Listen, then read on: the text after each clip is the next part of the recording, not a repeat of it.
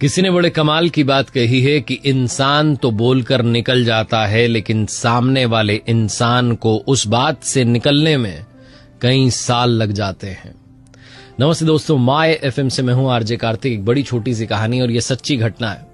TN Seshan साहब, जो कि हमारे देश के मुख्य चुनाव आयुक्त रहे, उन्होंने अपनी आत्मकथा में लिखा था कि एक बार मैं मसूरी छुट्टियां मनाने के लिए जा रहा था अपने परिवार के साथ में, और उत्तर प्रदेश से होकर के हम निकल रहे थे।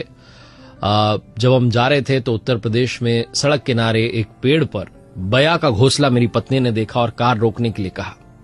जो ड्राइवर थे उन्होंने गाड़ी रोक दी और फिर पत्नी ने जिद की कि ये घोंसला जो है लेकर के आइए, घर में लगाएंगे, बड़ा अच्छा है, सुंदर सा है, सजावट के लिए बहुत अच्छा रहेगा।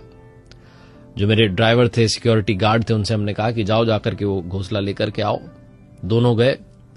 जब वो गए तो उन्हें लगा कि ये तो बड़ी ऊंचाई पर लगा हुआ है, इसको कैसे उतारा जाए।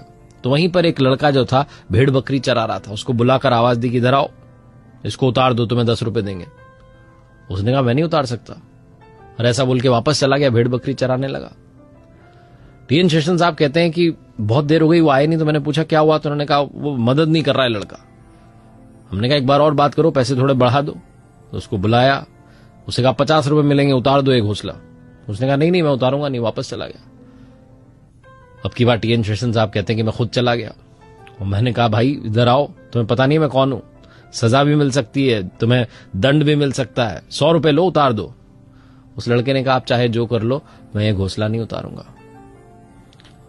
वो लड़का अपने काम में मशगूल था। फिर हमने कहा अपने सिक्योरिटी गार्ड से और ड्राइवर से कि एक बार बुला कर लाओ, थोड़ी सी बात करनी है उससे। उस लड़के को बुलाकर लाए तो इन्होंने पूछा कि क्यों नहीं उतार रहे हो तुम घोंसला, चक्कर क्या है, ये पेड़ तुम्हारा है, ये जगह तुम्हारी है, दिक्कत क्या है।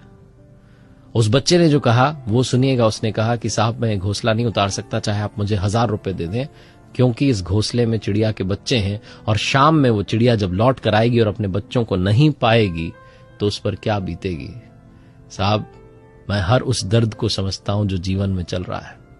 टीएन शेषन साहब कहते हैं कि मैं आईएएस बन गया, इतना बड़ा पद मुझे मिल गया, जीवन की हर चीज मिल गई, सुख सुविधाएं मिल गई, लेकिन उस रात को घर जाकर के सोचता रहा कि मैंने कितना बड़ा पाप करने की तैयारी कर ली थी। सिर्फ पत्नी की एक जिद जो है उसे मनवाने के लिए क्या करने जा रहा था, और इतनी सी समझ एक आईएएस अधिकारी में नहीं आ पाई जो कि अनपढ़ बच्चे में है, जो सड़क किनारे भेड़ बकरियां चरा रहा है। जीवन में संस्कार बहुत ज्यादा मैटर करते हैं। आप चाहे जितनी पढ़ाई कर लें, चाहे जितने बड़े पद पर चले जाएं, चाहे जितने अमीर बन जाएं, अगर आपके अंदर वो मानवता का गुण नहीं है, वो सोच नहीं है, वो दृष्टि नहीं है, तो आपके जीवन में बहुत सारी कमियां रह जाती हैं। इसीलिए मैंने कहा कि इंसान तो बोलकर चला जाता है और सामने वाले को उससे निकलने में कई साल लग जाते हैं। इसलिए वाणी से आप किसी को कोई चोट ना पहुंचाए, आपके एक्शन से किसी को चोट ना पहुंचे, आपके व्यवहार से किसी को चोट ना पहुंचे, ये ध्यान रखिएगा और ह्यूमैनिटी को अपने अंदर जगा कर रखिएगा।